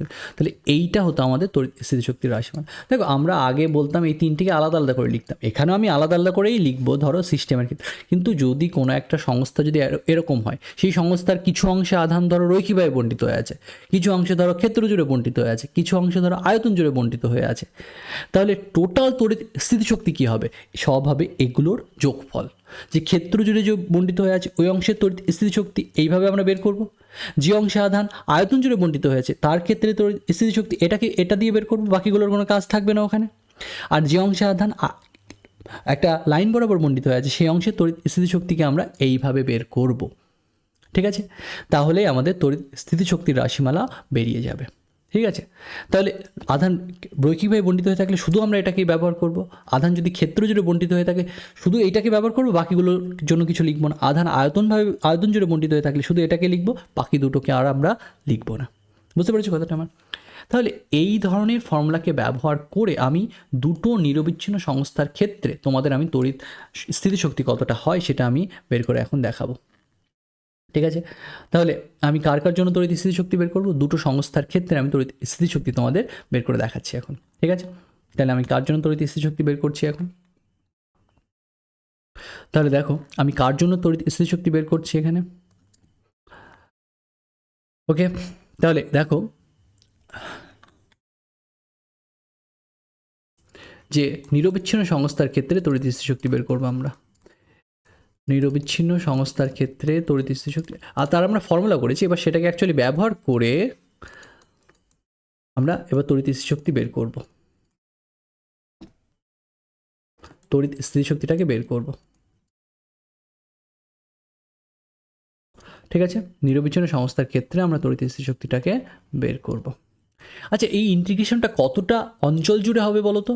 সেই অঞ্চল জুড়েই হবে যে অঞ্চলে আধানটা ছড়িয়ে আছে। এই ফর্মুলাকে যদি তুমি ব্যবহার করো তাহলে ইন্টিগ্রেশনটা সেই অঞ্চল জুড়ে হবে যে অঞ্চলে আধানটা ছড়িয়ে আছে, সেই অঞ্চলের উপর হবে।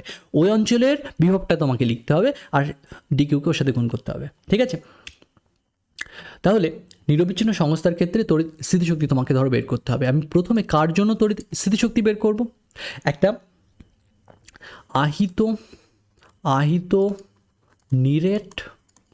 আহিত নিরেট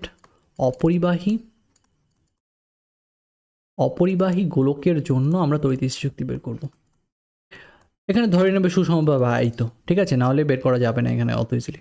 তাহলে ধরে নেবে এটা সুষমভাবে আহিত। তাহলে সুষমভাবে আহিত নিরেট অপরিবাহী গোলকের জন্য আমি তড়িৎ স্থিতিশক্তি বের করব প্রথমে। তাহলে ধরো এটা একটা আমাদের অপরিবাহী গোলক। ঠিক আছে, এখানে আধান সুষমভাবে বণ্টিত হয়ে আছে। এখানে ব্যাসার্ধটাকে আমি আগের আমার লেকচারগুলোতে আমি এ ধরেছিলাম, আজকে আমি ইচ্ছে করে ছোটোদের আর ধরছি, আমার ফর্মুলা মনে রাখতে তাহলে ইজি হবে এখানে। তাহলে আমি আর লিখলাম এখানে, ঠিক আছে, যে নিরেট অপরিবাহী গোলকটার ব্যাসার্ধ হচ্ছে আর। এখানে টোটাল এই নিরেট অপরিবাহী গোলকটাতে আমি টোটাল কিউ আধান দিয়েছি। তাহলে আধান এখানে আয়তন জুড়ে বণ্টিত হয়ে আছে, তাহলে আয়তন আধান ঘনত্ব কত হবে, রোটা আমার কত হবে, রোটা আমার হবে যে টোটাল আধান বাই হচ্ছে আয়তন। আয়তন কত হচ্ছে তাহলে 4/3 পাই ক্যাপিটাল আর কিউব, ঠিক আছে। তাহলে আয়তন আধান ঘনত্বকে আমরা কি লিখতে পারি, 3Q বাই কি হবে আমাদের 4 পাই আর কিউব ক্যাপিটাল আর কিউব, এরকমটা আমাদের হবে। তাহলে এটা হচ্ছে এই অংশটার, এই সুষমভাবে আহিত অঞ্চলটার আয়তন আধান ঘনত্ব হচ্ছে এটা আমাদের হবে। আর আমরা আর দূরত্বে এই সংস্থার ক্ষেত্রে আর দূরত্বে তড়িৎ বিভবের রাশিমালা বের করা শিখেছিলাম। তাহলে সেটা কত ছিল, সেই রেজাল্টটাকে আমি ডিরেক্টলি ব্যবহার করবো যে আর দূরত্বে ব্যাসার্ধের ভেতরের কোনো একটা পয়েন্টে আর দূরত্বে তড়িৎ বিভবের রাশিমালা কেমন হয়, সেটা হয়েছিল এইটা আমাদের Q/4πε ইন্টু কিউ হয়েছিল 1/2 আর কিউব, বড়াতের আর কিউব। ওখানে আমি এ দিয়ে বলেছিলাম, ওই এটাই আজকে আমাদের জন্য আর হয়ে গেছে, ইন্টু কত হবে 3r² মাইনাস ছোটাতের r²। এইরকম আমাদের একটা সূত্র আমরা পড়েছিলাম, ঠিক আছে। এটা হচ্ছে আমাদের 3 এখানে, ওকে ওকে। তাহলে এরকমটা আমাদের হবে। তাহলে এই জিনিসগুলো ব্যবহার করে আমি এই সংস্থাটার জন্য তড়িৎ স্থিতিশক্তির রাশিমালা লিখবো। তাহলে কি পড়িয়েছি আমি, তড়িৎ স্থিতিশক্তির সূত্র, যে ইলেকট্রোস্ট্যাটিক এনার্জির সূত্র এখানে কি পড়িয়েছি, যেটা পড়িয়েছিলাম এরকম আমরা হাফ ভি আর ইন্টু কী হচ্ছে আমাদের ডিকিউ হিসেবে এখানে আয়তন জুড়ে আধান বণ্টিত হয়ে আছে। আর আয়তন জুড়ে থাকলে আমরা কি লিখবো, এই যে বলেছি রো ডিভি এইটাকে লিখবো, রো ডিভি এইটাকে লিখবো আয়তন জুড়ে, বাকিগুলো কিছু লিখবো না, বাকিগুলোর জন্য যেহেতু আধান আয়তন জুড়ে বণ্টিত হয়ে আছে তাহলে কি লিখবো রো ডিভি। এইভাবে ডিভি বলতে এখানে যে ছোট অংশের আয়তনটাকে বোঝানো হচ্ছে। তাহলে আয়তন জুড়ে যদি আমি ইন্টিগ্রেশনটা করে দিই তাহলে আমাদের হয়ে যাবে যে আয়তন জুড়ে আধান এখানে বণ্টিত হয়ে আছে সেই আয়তনের জন্য আমাকে ইন্টিগ্রেশন করতে হবে এখানে।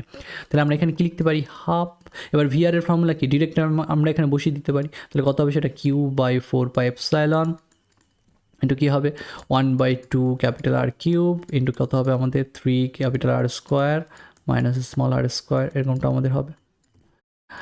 আর রো বলতে এখানে কত হবে, রো বলতে ওইটা হবে 3Q বাই কত হবে আমাদের 4 পাই ক্যাপিটাল আর কিউব হবে এখানে। আর ডিভি মানে কত হবে, ঠিক আছে, ডিভি মানে কত হবে, দেখো ডিভি মানে কত হবে এখানে, ঠিক আছে। দেখো এখানে ডিভি মানে কত হবে, এখানে ভিটা এখানে আছে আলাদা করে, ওকে।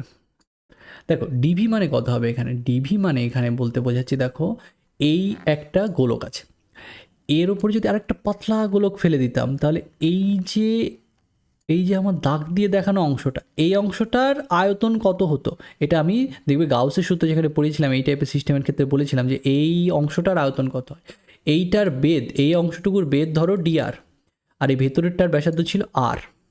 তাহলে এই দাগ দিয়ে কালো করে দেখানো অংশটার আয়তন কত হবে 4 পাই r² dr, এটাই হচ্ছে এই ডিবি হিসেবে লিখবো আমরা। ডিবি বলতে এরকম ছোট্ট যে গোলকটা হলো, এই দুটো অংশের মাঝে যে অংশটা হলো গোলকটা হলো তার আয়তনটা কত হলো, যে এই বড় গোলকটা এইটুকু কত অ্যাকচুয়ালি এটা কত আমাদের, এটা হচ্ছে r+dr, এটা হচ্ছে r+dr। আর এইটুকু কত আমাদের, এইটুকু হচ্ছে আমাদের আর ব্যাসার্ধের। তাহলে মাঝে যে অংশটা হলো সেই অংশটার আয়তনের সূত্র এটা, যে 4 পাই r² dr। তাহলে ওই ছোট্ট অংশটার আয়তনের সূত্র কীভাবে এসেছে আমি ওখানে বলেছিলাম, তড়িৎ ক্ষেত্রের কোনো একটা লেকচারে আমি বলেছিলাম। তাহলে সেটা কত হতো, ডিভি ইজ ইকুয়াল টু কত হবে এখানে 4 পাই r² dr, তুমি ডিরেক্টলি এখানে লিখে দিতে পারো।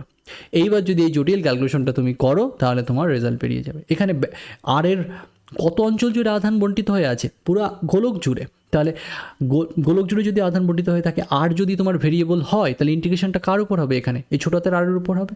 আর এর ভ্যালু 0 থেকে কত পর্যন্ত হবে, ক্যাপিটাল আর পর্যন্ত হবে। তাহলে এই ইন্টিগ্রেশনটা যদি আমি করি তাহলে এই সংস্থাটার কি বেরিয়ে যাবে, তড়িৎ স্থিতিশক্তির রাশিমালা আমার কি হবে সেটা বেরিয়ে যাবে। তাহলে দেখো তড়িৎ স্থিতিশক্তিটা কত হবে আমাদের এখানে, দেখি আমরা সেটা এবার। তাহলে সরি এটা মুছে দিলাম। তাহলে রো ইজ ইকুয়াল টু কত হবে আমাদের এখানে, কত হয়েছিল actually rho is equal to Q by 4/3 pi আর কিউব হয়েছিল, ওকে। তাহলে এরকমটা আমাদের, তাহলে কত হবে এবার রেজাল্ট আমরা ক্যালকুলেট করে দেখি কত আসছে আমাদের। তাহলে কত হবে হাফ ইন্টু কত হবে, ঠিক আছে এখানে 4 লিখে দিই 4, এখানে দেখো 3 আছে, এখানে 3Q বাই এরকমটা আমাদের হয়েছে। তাহলে কত হবে 3Q² 3q²। ওকে, এখানে 4 পাই দেখো কেটে যাচ্ছে এখানে, তাহলে কত হবে 3q² বাই কী হবে, এখানে কী হবে, এই 2 এ 2 4 হচ্ছিল একটা, তাহলে এখানে আমরা লিখে দিই 4r⁶, r³ গুণ করলে কত হবে, r⁶ হবে, বাই কত হবে আমাদের যে 4πε হবে, এরকমটা আমাদের হবে, ইন্টু কত হবে আমাদের 0 টু ক্যাপিটাল R, ইন্টু কত হবে 3r², ছোটো তার r² মাইনাস কী হবে r⁴ হবে, সো ইন্টু dr। এটা আমাদের ইন্টিগ্রেশন করতে হবে। এবার ইন্টিগ্রেশনটাকে দুটো ইয়েতে আমি ভেঙে দিতে পারি, তাহলে কি পাবো দেখি আমরা, তাহলে এখানে কত হবে যে 3q² বাই 4r⁶, ইন্টু কত হবে 4πε হবে আমাদের, ইন্টু কত হবে 3r², ইন্টিগ্রেশনটা হবে ছোটাতে r² উপর, যেহেতু ওটাই আমাদের এখানে চলক, তাহলে কত হবে 0 টু r, ইন্টিগ্রেশনটা করবো আমরা, মাইনাস কী করবো r⁴ dr, ইন্টিগ্রেশন করবো কোন ফর্মুলা হিসেবে, x⁴n dx, ওই ফর্মুলা হিসেবে করবো, লিমিট বসিয়ে দেবো, তাহলে আমাদের রেজাল্টগুলো চলে আসবে, তাহলে আমাদের সেটা করবো আমরা, তাহলে সেটা করে দেখি কী আসে আমাদের এখানে, তাহলে আমরা তড়িৎ স্থিতিশক্তির রাশিমালা পেয়ে যাব। যাদের খুব জটিল লাগছে, যাদের ম্যাথমেটিক্স একটু দুর্বল আছে অনেকটা, তাদের অনেকটাই জটিল লাগবে এটা, তারা কি করবে দেখো, লাস্টে আমি একটা রেজাল্ট লিখে দেবো, সেই রেজাল্টটা আপাতত মুখস্থ রাখলেই তোমাদের হবে, ঠিক আছে। আর যারা ম্যাথমেটিক্স ভালো তারা একটু দেখো, ঠিক আছে, কী করে করছি, রেজাল্টটা সহ তারা এই জিনিসগুলো শেখো, এগুলো তোমাদের অন্য অঙ্কেও কাজে লাগবে, যদি অঙ্ক একটু জটিল দেয়, মানে তোমাদের ফিজিক্সের কোয়েশ্চেন একটু জটিল হয়, তোমাদের কোনো JEE মেন্সের কোয়েশ্চেনে বা 12-এর কোয়েশ্চেনে যদি একটু জটিল দেয়, তাহলে তোমরা করতে পারবে, কোনো সমস্যা হবে না, ঠিক আছে। আর রেজাল্ট মনে রাখলেই হবে এখানে, যেটা আমি লাস্টে বলবো। তাহলে ইন্টিগ্রেশন করলে কত হবে 1/3 ছোটোতে r³, সো ছোটোতে r³ এখানে লিমিট বসিয়ে দেবো 0 টু ক্যাপিটাল R, এরকমটা বসিয়ে দেবো, মাইনাস কী হবে 1/5, এখানে কী হবে r⁵, লিমিট বসিয়ে দেবো 0 টু ক্যাপিটাল R, ঠিক আছে, এরকমটা আমাদের হবে, এখানে 3 কেটে যাবে, এখানে আপার লিমিট মাইনাস লোয়ার লিমিট করলে r³ হবে, r³ সাথে r² গুণ করলে r⁵ হবে, তাহলে কত হবে 3q² বাই কী হবে 4r⁶ ইন্টু 4πε, ইন্টু কত হবে আমাদের r⁵ মাইনাস 1/5 r⁵, এরকমটা আমাদের হবে। তাহলে এটা যদি তুমি ক্যালকুলেট করো, বিয়োগ করো, তাহলে 4/5 r⁵ হবে, তাহলে দেখো ছোট্ট একটা, ছোটো নয়, খুবই ছোটো নয়, মোটামুটি ছোটো একটা রেজাল্ট আমরা পেলাম। তো r⁶ ইন্টু 4πε, দেখো এখনও শর্ট হয়নি, হবে এবার বিয়োগ টোগ করলে তুমি এখানে এরকম পাবে 4/5 r⁵, এরকমটা পাবে, এখানে একটা 4 কেটে যাবে, r⁵ r⁶ কাটাকাটি হবে, তাহলে হয়ে দেখো ফাইনালি এটা পাবো আমরা। তাহলে এই সংস্থাটার যে তড়িৎ স্থিতিশক্তি সেটা কত বেরোলো আমাদের 3q² বাই 20πε r, সো এইটা আমাদের আসলো। এবার দেখো অনেকটা ইজি, এবার আর কঠিন হলো না, মনে রাখার মতনই একটা কিছু আসলো। সো এইভাবে আমরা এই আহিত অপরিবাহী যে গোলকটা, নিরেট অপরিবাহী গোলকটা, তার ক্ষেত্রে তড়িৎ স্থিতিশক্তির রাশিমালা কত হতে পারে সেটা আমরা ক্যালকুলেট করতে পারি। আহিত নিরেট অপরিবাহী গোলকের জন্য তড়িৎ স্থিতিশক্তি কতটা হবে সেটা আমরা এইভাবে ক্যালকুলেট করতে পারি। তাহলে আহিত নিরেট গোলকের জন্য ক্যালকুলেট করলাম আমরা। এবার আমি তোমাদের দেখাবো যে ফাঁপা গোলকের ক্ষেত্রে কী করে তড়িৎ স্থিতিশক্তি ক্যালকুলেট করা যেতে পারে। আহিত ফাঁপা গোলক অথবা নিরেট পরিবাহী গোলক, আমি বারবার বলেছি নিরেট পরিবাহী গোলকের জন্য যা হয়, ফাঁপা গোলকের জন্য, আহিত ফাঁপা গোলকের জন্য তাই হয়। সেই ফাঁপা আহিত গোলকটা পরিবাহীও হতে পারে, অপরিবাহীও হতে পারে। তাহলে কার জন্য আমরা তড়িৎ স্থিতিশক্তি লিখছি এবার, যে ফাঁপা নিরেট ফাঁপা আহিত ফাঁপা গোলক, সেই ফাঁপা গোলকটা কী হতে পারে, পরিবাহী অপরিবাহী দুটোই হতে পারে, সেটা আর আমি লিখলাম না এখানে। তাহলে আহিত ফাঁপা গোলক বা নিরেট পরিবাহী গোলকের জন্য স্থিতিশক্তি লিখবো আমরা। নিরেট পরিবাহী গোলক তাদের ক্ষেত্রে তড়িৎ স্থিতিশক্তি কেমন হবে সেটাকে আমি এখন লিখবো। এটা মনে রাখা খুব ইজি, এটা মনে রাখতেই হবে তোমাদের, ঠিক আছে। আগেরগুলোও মনে রাখবে, আগে যেগুলো আমি বললাম, আমি বলেছি যে বক্স করে দেওয়া জিনিসগুলো তোমাদের মনে রাখতে হবে, তাহলেই তোমাদের হয়ে যাবে, যে কোনো পরীক্ষার আনসার তোমরা করতে পারবে, ঠিক আছে। তাহলে আহিত ফাঁপা গোলক বলতে পরিবাহী বা অপরিবাহী আহিত ফাঁপা গোলককে বোঝাচ্ছি আমি, অথবা নিরেট পরিবাহী গোলক। তাহলে এই ধরনের গোলকের ক্ষেত্রে আধান কোথায় থাকে, যদি নিরেট পরিবাহী গোলকও হয়, আমি বারবার বলেছি পরিবাহীর ক্ষেত্রে আধান কোথায় অবস্থান করে, পরিবাহীর বাইরের পৃষ্ঠে অবস্থান করে, আধান পরিবাহীর বাইরের পৃষ্ঠে অবস্থান করে। আর যদি তোমার গোলক হয়, ফাঁপা গোলক যদি হয়, তার ক্ষেত্রে আধান তো এরকম বাইরেই থাকবে। তাহলে এখানে ধরো এরকম কিউ আধান আমার দেওয়া হয়েছে পরিবাহী গোলকটাতে টোটাল, বা ফাঁপা গোলকটাতে আয়ত ফাঁপা গোলকটাতে কিউ আধান দেওয়া হয়েছে টোটাল। তাহলে এই কিউ আধানটাকে এক জায়গায় করার জন্য তোমাকে কতটা কাজ করতে হয়েছে সেটাই ওই সংস্থাটার তড়িৎ স্থিতিশক্তি হবে। তাহলে এই সংস্থাটার তড়িৎ স্থিতিশক্তি আমরা কী করে ক্যালকুলেট করতে পারি? ইউ ইজ ইকুয়াল টু কী লিখতে পারি? আমি একদম শুরুর ফর্মুলাটা আমরা ব্যবহার করতে পারি half VR into D Q. এটাকে আমরা ব্যবহার করলে দেখো ইজিলি আমার এই সংস্থাটার তড়িৎ স্থিতিশক্তি বেরিয়ে যাবে। যদি এটা আর ব্যাসার্ধের গোলক হতো, ক্যাপিটাল আর ব্যাসার্ধের গোলক হতো, তাহলে এখানে এই ব্যাসার্ধের ওপরের প্রতিটা পয়েন্টে বা পৃষ্ঠের ওপরের প্রতিটা পয়েন্টে তড়িৎ বিভবের রাশিমালা একদম একই হতো। তাহলে প্রত্যেকটা পয়েন্টে তড়িৎ বিভবের রাশিমালা কী হতো? সেটা হতো এরকমের যে Q/4πε ক্যাপিটাল আর। এটা হতো প্রতিটা পৃষ্ঠের প্রতিটা পয়েন্টে তড়িৎ বিভবের রাশিমালা। তাহলে প্রত্যেকটা পয়েন্টে তড়িৎ বিভব এখানে সেম এরকম কনস্ট্যান্ট থাকছে। বাইরের প্রতিটা মানে পৃষ্ঠের প্রতিটা পয়েন্টে যে তড়িৎ বিভব হয়, ভেতরের প্রতিটা পয়েন্টেও সেই তড়িৎ বিভব হয়। তাহলে এখানে আমরা কি করব, যে তড়িৎ বিভব হিসেবে কি লিখব, যে ডিকিউ এর প্রত্যেকটা অবস্থানে তড়িৎ বিভব এখানে কি হচ্ছে? সেম হচ্ছে। তাই সেখানে আমি বসিয়ে দিলাম Q/4πε ক্যাপিটাল আর। এখানে কোনো ভ্যারিয়েবল নেই, ভ্যারিয়েবল বলতে আধানটাকেই বোঝানো হচ্ছে, ডিকিউটাকে বোঝানো হচ্ছে। তাহলে ইন্টিগ্রেশনটা কার ওপর হবে? ওই ডিকিউটার ওপর হবে। তাহলে সেটাকে আমরা এইভাবে লিখতে পারি 4πε ক্যাপিটাল আর।